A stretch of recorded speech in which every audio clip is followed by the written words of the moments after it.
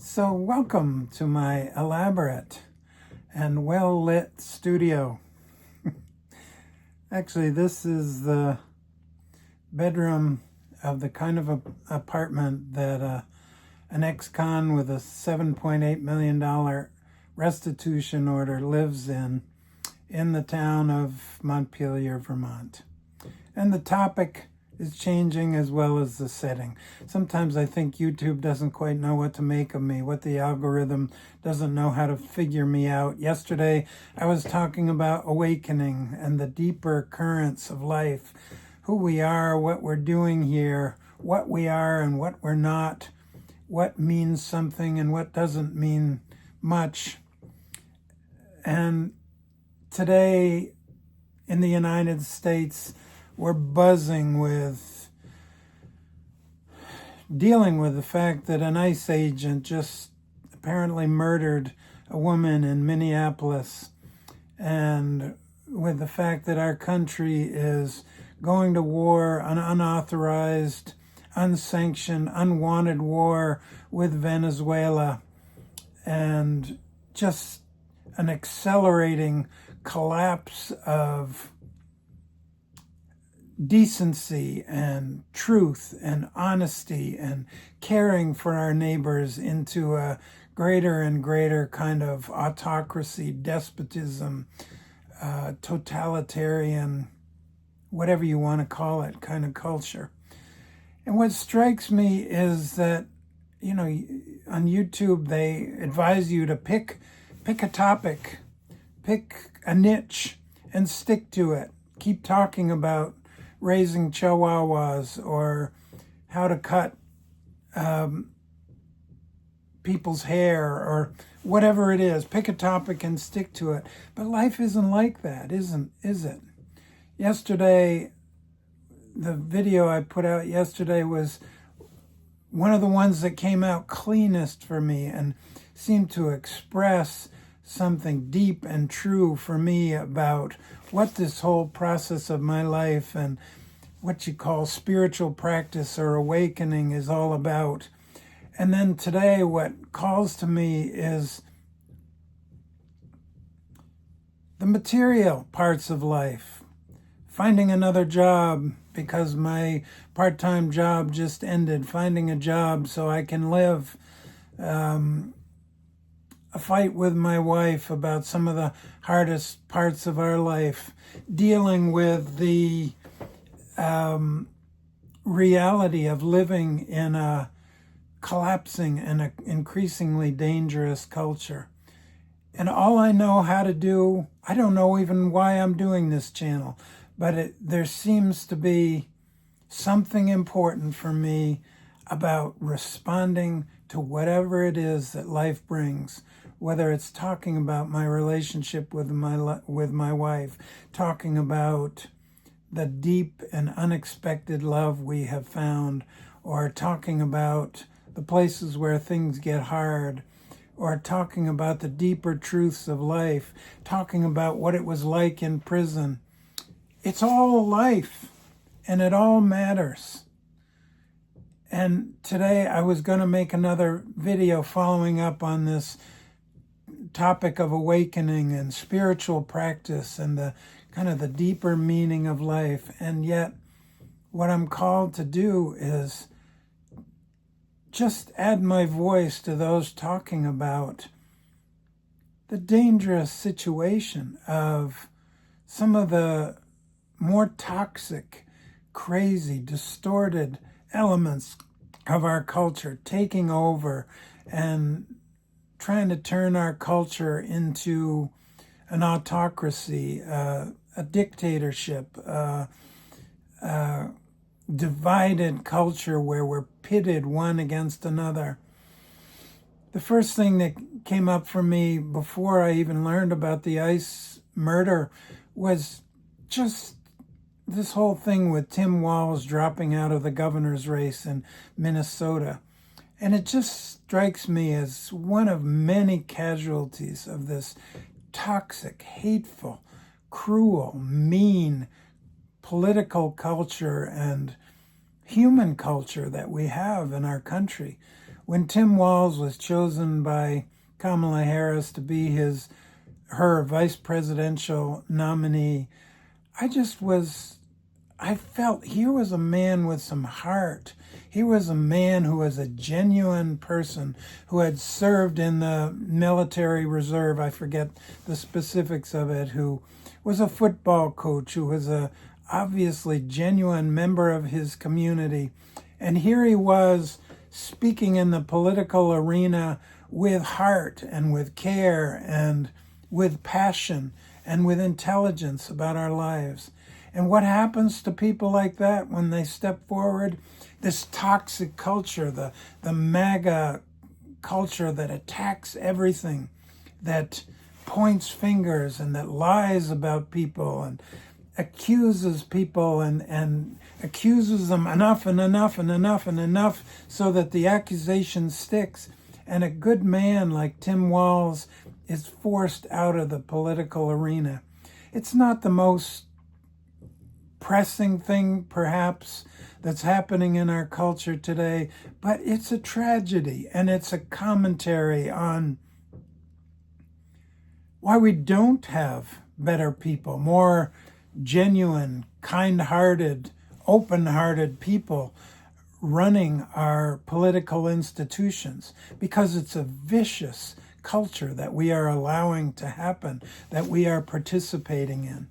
And then the next day it gets more vicious. A woman, I don't know all the details, and of course I wasn't there, but a woman standing up to ICE courageously, as so many people who are standing up. If you don't know, of course, ICE is Immigration and Customs Enforcement in the United States, standing up to this wholesale rounding up of human beings, of American citizens and immigrants to our culture, and just vilifying them and taking them to prison and, rounding them up, separating them from their families, deporting them. It's horrific. And then yesterday, this woman who was standing up to ICE courageously, trying to warn people that ICE was in the neighborhood, she winds up dead. And if this is not a wake-up call, I don't know what is. Let's wake up. Let's wake up, people. Let's see what's going on. Let's speak up. If 20 people watch this video, if 40 people, the most who've ever watched one of my videos is 900 something, then so be it.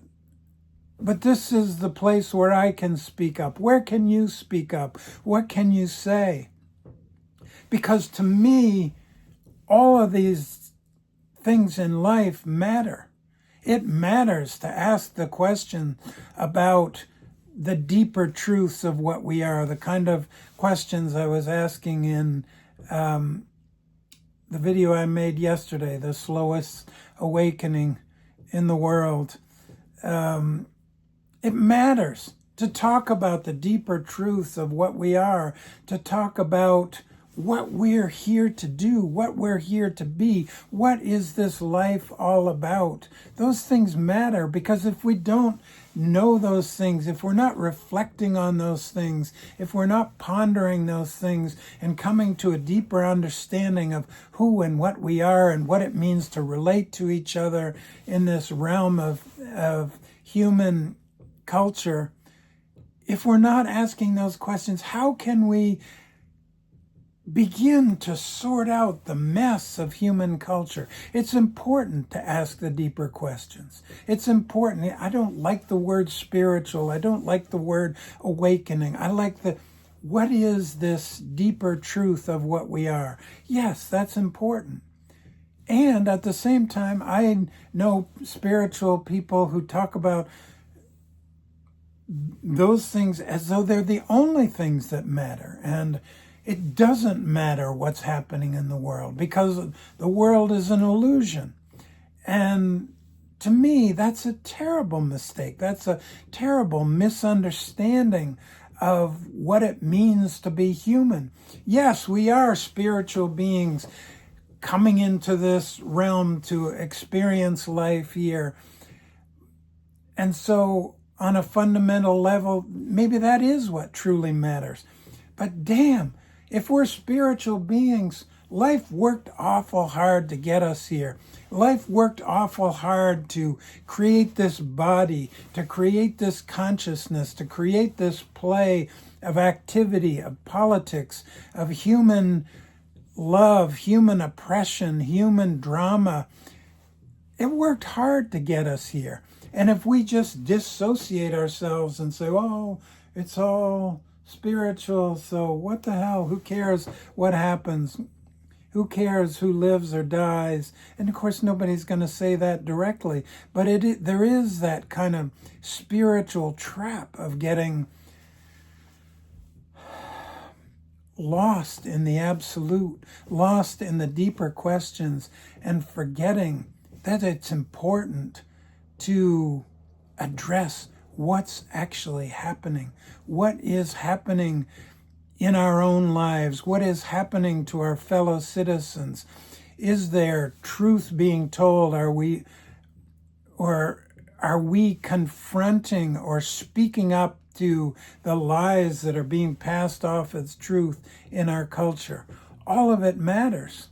And at the same time, the political people, we are not just going to solve this by electing more Democrats or electing Trump to a third term or whatever. We are not going to solve this in the political arena. The political arena has its place and it's important, but without understanding and reflecting on the deeper aspects of what we are not going to resolve this.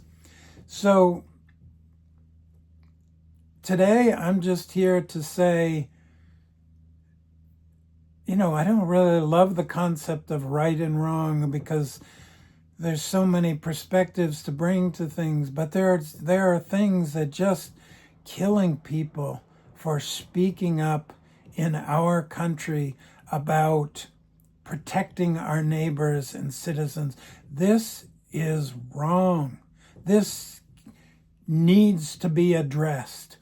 The fact that so many politicians, so many Congress people, so many members of Trump and so many members of his cabinet are trying to vilify this woman the same way they vilified the police officers who were trying to protect the Capitol on January 6th. Everyone who is against this regime is vilified. And if I and we do not speak up for that, what the hell kind of world are we living in? What the hell does it mean to ask the deeper questions if we're not addressing the human questions of what is happening to our neighbors?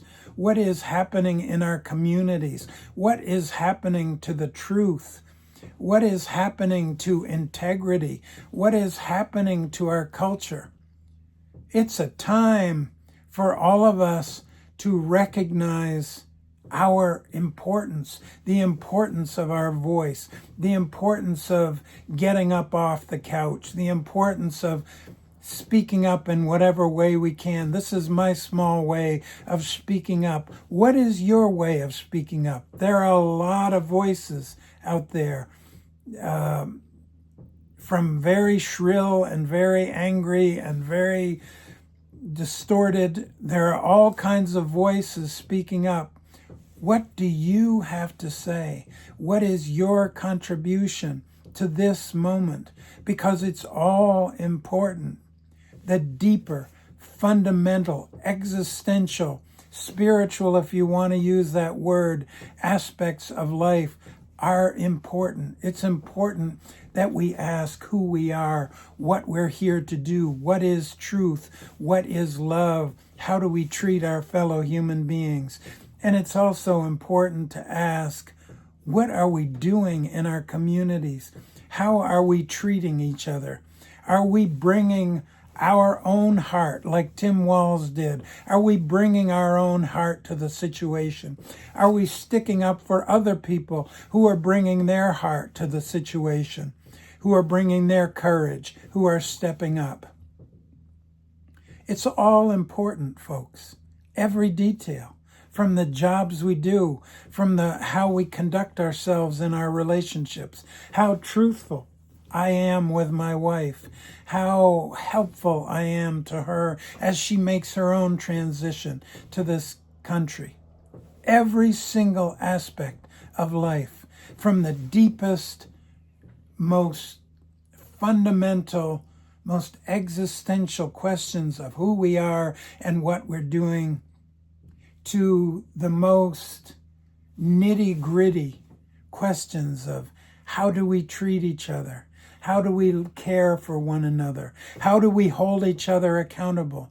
How do we disagree with each other in ways that aren't simply polarizing and judgmental? How do we disagree in ways that, and how do we hold people accountable in ways that have love and compassion and understanding behind them? Every single thing that we do matters. Every single thing that we do has an effect. Every single thing that we do or don't do is important. I did not plan to make this video tonight, but here it is. Thank you for listening. Whatever your heart is speaking, whatever your truth wants to say, I invite you, whatever platform you have, whatever relationship you have, whatever your means of expression, speak up, engage, live, respond to life, however it's unfolding in this moment. Thank you for listening. I appreciate your coming. I'm not even 100% sure if I'll post this, but it's what wanted to come out tonight, so here I am. Thank you so much for coming. Thank you for listening. If you like this or want to see more, please do like and subscribe. If you have responses to this, I'd love to hear from you. Thanks for listening. I hope to see you again soon. I'll be back in my car really soon. Thanks a lot.